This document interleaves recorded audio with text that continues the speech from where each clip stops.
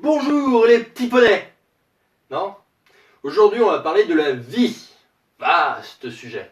Mais d'abord, Ministre Droit va nous rappeler la définition issue de Wikipédia. C'est exactement ce que je veux faire, même si je trouve ça inutile et j'aime pas qu'on m'appelle Ministre Droit. Alors, la vie est un phénomène naturel. C'est quoi? La vie est un phénomène naturel observé à ce jour uniquement sur Terre.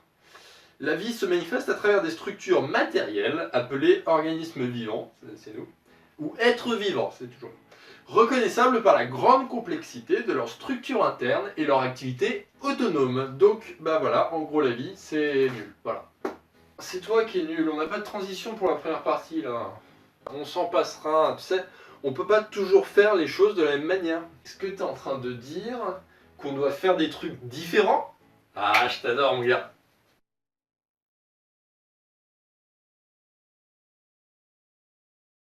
L'autre jour, je parlais à un pote. Pourquoi lui, il te parlait?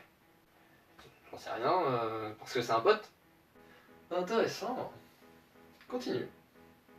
Du coup, je lui ai demandé ce qu'il devenait. Hein, non pas que j'étais intéressé, mais faut bien être courtois. Et puis, bah, il m'a répondu ainsi. Ah, j'ai fini mon stage et je vais bientôt finir mes études. Et puis, je vais emménager avec ma copine début septembre. Et toi? Qu'est-ce que tu fais? Je limite, c'est pas comme ça qu'il sonne. Ça m'étonnerait, surtout qu'on s'est parlé par SMS. Et même dans la vraie vie, personne sonne comme ça. Même toi, tu sonnes pas comme ça. Je sais pas d'où ça sort. Ce message, en apparence anodin, m'a permis de réaliser quelque chose que je voudrais partager avec vous. Cette réalisation m'est venue de la comparaison entre quelques éléments de sa vie et des points similaires de la mienne. Qu'est-ce que tu fais? Je continue la vidéo parce que vous prenez beaucoup trop de temps. Alors que lui allait finir son stage, moi j'étais encore en recherche. Alors que lui allait finir ses études, moi il me reste encore 3 ans à tirer. Alors que lui allait emménager avec sa petite amie, moi j'étais toujours désespérément célibataire. Et vivant chez mes parents, hein, au cas où on n'est pas encore assez pathétique à vos yeux.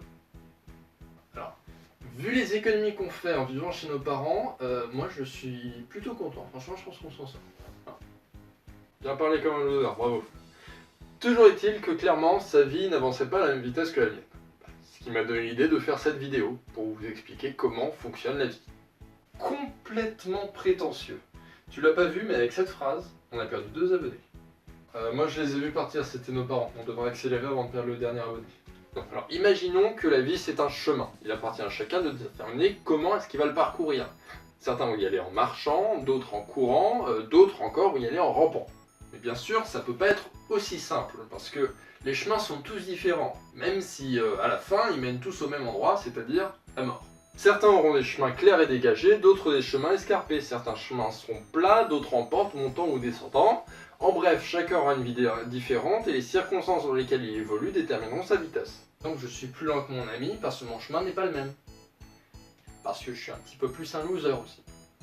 Tu pourras arrêter de dire que je suis un loser s'il vous plaît? Pourtant c'est 100% vrai, contrairement à ce que tu viens juste de dire. Au bout du chemin, il n'y a pas la mort. Ça c'est ce qui arrive quand on tourne du chemin. Ce qu'on finit tous par faire malheureusement. C'est vrai, c'est un problème intéressant d'ailleurs parce que beaucoup trop d'entre nous tombent avant d'avoir pu arriver au bout du chemin. On tombe trop tôt quoi. Mais du coup, il y a quoi à la fin?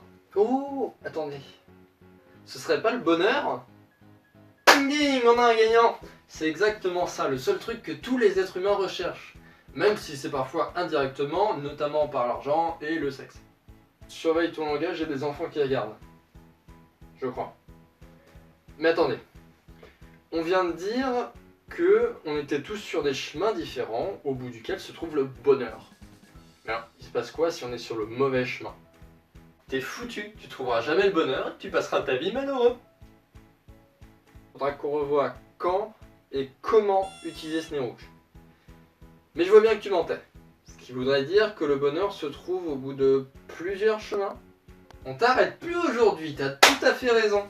Sauf que certains chemins sont plus difficiles à parcourir que d'autres. Heureusement qu'il existe plusieurs chemins et qu'on peut en changer. Transition!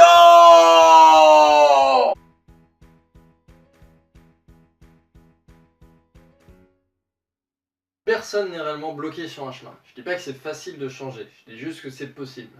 Je vous ai même trouvé quelques exemples de gens célèbres qui ont réussi effectivement à changer de parcours. Top! J'ai été renvoyé par le rédacteur en chef d'un journal parce que je manquais d'imagination et n'avais pas de bonnes idées. J'ai connu un immense succès par la suite avec mes dessins animés, mes parcs d'attractions et autres franchises. Si bien que mon entreprise a racheté Star Wars et Marvel tellement elle est pétée de thunes. Je suis Walt Disney! Steven Spielberg s'est fait renvoyer plusieurs fois à l'université of Southern California School of Cinematic Arts. En 1975, il a réalisé le premier blockbuster de l'été, Les Dents de la Mer, et a gagné 3 Academy Awards. Ensuite, il a fait des films tels que E.T., les Indiana Jones, on lui pardonnera le dernier, les 2 premiers Jurassic Park, La 4ème Dimension, Rencontre du 3e type et tant d'autres. Il est ensuite devenu l'un des cofondateurs du studio DreamWorks. Rien que ça. Je crois que t'étais pas censé dire le nom au début. Enfin bref, ces 2 exemples illustrent très bien la notion d'échelle du succès, qui peut transformer en échelle du bonheur. En gros, le sommet, c'est l'objectif à atteindre, le succès, le bonheur, etc. Et les marches, c'est les obstacles à franchir pour pouvoir atteindre le sommet. Plus on avance, plus on se rapproche de notre objectif. Et à ton avis, qu'est-ce qui se passe si l'échelle est adossée au mauvais mur? Imagine passer ta vie à grimper à une échelle, et quand tu arrives au sommet, tu te rends compte que tu n'as pas du tout avancé vers ton bonheur. Tu es au mauvais endroit en fait. Pire, quand tu es en haut, tu peux regarder en bas, tu peux voir un petit chemin tout tranquille qui t'aurait permis d'atteindre très rapidement, très tranquillement, l'objectif que tu t'es fixé. Ce serait chiant. Ce serait hyper chiant. Et c'est ce qui arrive à plein de personnes. On les pousse à atteindre le succès dans telle ou telle branche, alors qu'en fait, c'est pas du tout ce qu'il leur faut pour être heureux. C'est ça qui est dur avec la vie. Dès notre enfance, on nous présente tous les chemins qui existent, tous les chemins possibles, et on nous demande de choisir. Mais comment est-ce qu'on peut faire un choix judicieux si on n'a pas la moindre idée de ce qui se passe de l'autre côté? C'est facile, il suffit de suivre son instinct. Comme Steve Jobs, le fondateur d'Apple, l'a dit. Aie le courage de suivre ton cœur et ton intuition. Ils savent ce que tu veux réellement devenir. Le reste est secondaire. Vous faites comme si la vie était dure, mais ça va pas être le cas. Ça veut dire quoi ça? Les gens qui sont pas heureux, ils essaient même pas? Si c'était vraiment facile, n'importe qui devrait pouvoir le faire. Attends, c'est pas ce que je voulais dire. Écoute, je sais que c'est que mon avis et que j'ai tendance à idéaliser un petit peu, mais pourquoi est-ce que ce serait pas aussi simple que de suivre son instinct? Faites ce que vous aimez, faites ce que vous voulez faire. Ouais, pourquoi pas, ça pourrait être aussi simple que ça. Mais c'est pas le cas. Tu veux savoir pourquoi? Parce que la grande majorité d'entre nous, on n'a pas la moindre idée de ce qu'on veut faire. J'ai pas mal d'amis dans ce cas-là. J'en ai d'autres qui pensent savoir ce qu'ils veulent faire, mais qui se trompent. Et pire, j'en ai qui savent ce qu'ils veulent faire, mais qui sont persuadés d'en être incapables. Pourquoi ils sont débiles? Non, c'est parce que la société leur a dit que leurs rêves étaient inaccessibles. Vous voulez savoir un truc fun? Oui! Ça tombe bien parce que je vais vous le dire. Et en fait, cette vidéo, elle sera en 2 parties. Oui! Je n'ai absolument rien à dire.